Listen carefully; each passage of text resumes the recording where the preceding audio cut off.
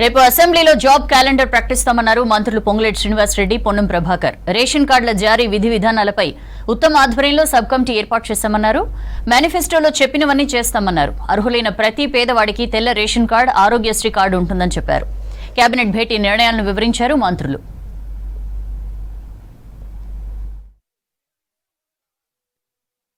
రేపు అసెంబ్లీ సాక్షిగా జాబ్ క్యాలెండర్ను ప్రకటించబోతున్నాం.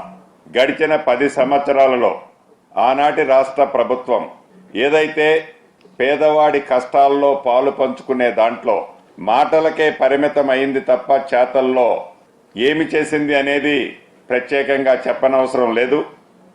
ఈ కేబినెట్లో గతంలో ఏదైతే ఎన్నికల్లో మేము చెప్పిన దాంట్లో భాగంగా తెల్ల రేషన్ కార్డులతో పాటుగా ఆరోగ్యశ్రీ కోసం ఆరోగ్యశ్రీ కార్డులని విడివిడిగా ఇవ్వాలి అనేది ఈ రాష్ట్ర ప్రభుత్వం కేబినెట్ నిర్ణయించింది. దీనికి సబ్ కమిటీలో 3 మంత్రులతో ఒక సబ్ కమిటీ ఏర్పాటు చేయటం జరిగింది.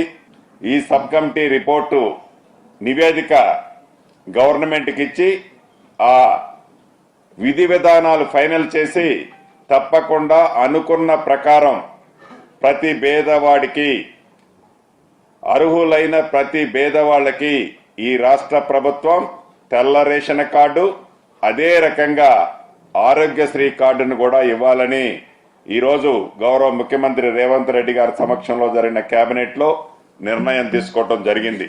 గవర్నర్ గారు ఏదైతే 2 ఎమ్మెల్సీలకు సంబంధించినది ఫైలు తిరిగి ప్రభుత్వానికి వెనక్కి పంపటం జరిగింది. మళ్ళీ ఈ కేబినెట్ లో పెద్దలు కోదండరామ్ గారిని, అదే రకంగా అమీర్ అలీ ఖానీ గారిని, ఇద్దరు పేర్లని రికమెండ్ చేస్తూ ఎమ్మెల్సీలుగా మళ్ళీ గవర్నర్ గారికి ఫైలు రికమెండ్ చేసి పంపటం జరిగింది. ఈ కేబినెట్ లో ఆనాటి ప్రభుత్వం ఎంత గౌరవం ఇచ్చిందో మనకు తెలియంది కాదు. ఈ ప్రభుత్వంలో కోదండరామ్ గారికి తప్పకుండా ఒక సముచిత స్థానం ఇవ్వాలని మళ్ళీ తిరిగి వారిని, అమీర్ అలీ ఖానీ గారిని కూడా సభ్యులుగా రికమెండ్ చేస్తూ కేబినెట్ ఈరోజు మళ్ళీ గవర్నర్ గారికి రికమెండ్ చేయడం జరిగింది. రైతులని అన్ని రంగాల్లో ఆదుకుంటామని చెప్పిన ఆనాటి ప్రభుత్వం నిజాం షుగర్స్ ఏ రకంగా విస్మరించిందో మనకు తెలియంది కాదు. ఈ ప్రభుత్వం వచ్చిన తర్వాత ఈ నిజాం షుగర్స్ ని రివైవ్ చేయటానికి పెద్దలు శ్రీధర్ బాబు గారు చైర్మన్ గా ఒక సబ్ కమిటీని వేసి, ఆ సబ్ కమిటీ ఇచ్చిన రిపోర్టు ప్రకారం నిధులని 2 విడతలుగా రిలీజ్ చేసి దాన్ని రివైవ్ చేసే దాంట్లో ఈ ప్రభుత్వం చిత్తశుద్ధితో రివైవ్ చేయాలని, ఇచ్చిన డబ్బులతో పాటు ఇంకా ఏదైనా అవసరం ఉంటే దాన్ని సహాయం చేయాలని ఈరోజు కేబినెట్ నిర్ణయించింది.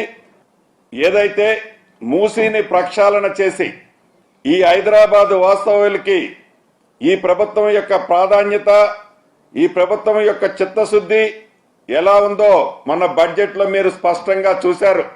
హైదరాబాద్ అభివృద్ధి కోసం కేటాయించాం.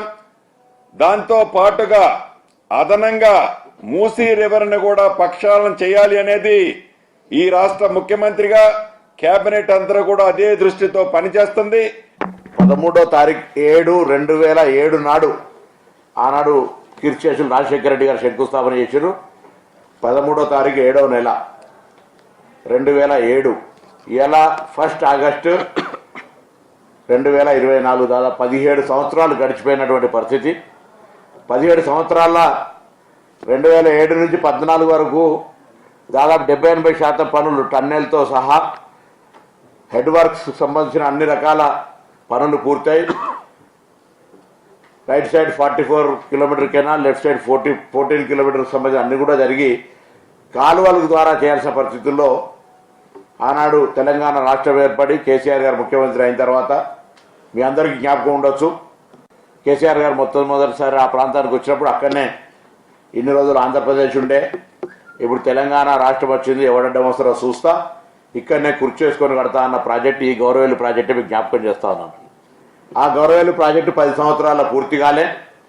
పూర్తి కాకపోతే దాని కెపాసిటీ పెంచడమని మళ్ళీ భూ నిర్వాసితుల సమస్య, సాంకేతికమైనటువంటి అనుమతులు తీసుకోలేదని ఎన్జిటి సమస్యను, అదేవిధంగా నిర్వాసితులతో సామరస్యంగా పరిష్కారం చేయాల్సినటువంటి అంశాన్ని పోలీసుల ద్వారా శాంతి భద్రతల సమస్య ద్వారా మిలిటరీ లాగా అర్ధరాత్రి మహిళలను చూడకుండా దాడులు చేసిన సంఘటనలు మీ అందరికీ జ్ఞాపకం ఉండుంటాయి.